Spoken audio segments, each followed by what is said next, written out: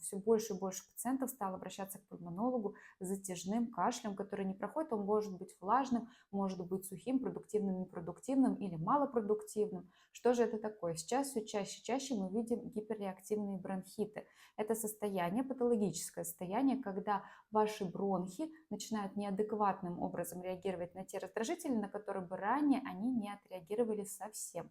Это может быть состояние после вирусной патологии, бактериальной патологии, ОРВИ и тому подобное.